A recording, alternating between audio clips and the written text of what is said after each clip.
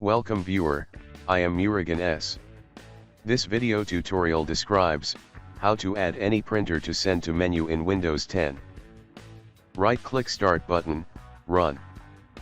Type shell command send to. Click OK.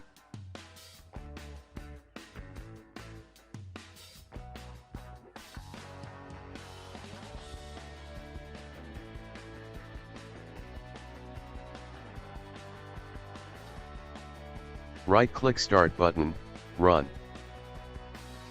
Type shell command printers folder.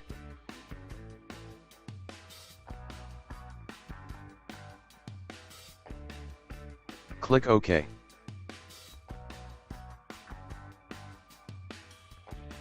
Simply drag any printer to send to folder.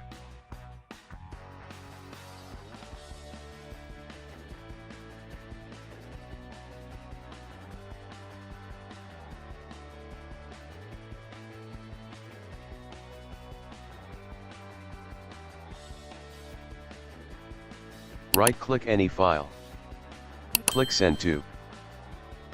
Printer is successfully added to send to menu. I hope this video tutorial helps to you. Please like, share and don't forget to subscribe my channel. Thank you very much. See you next video.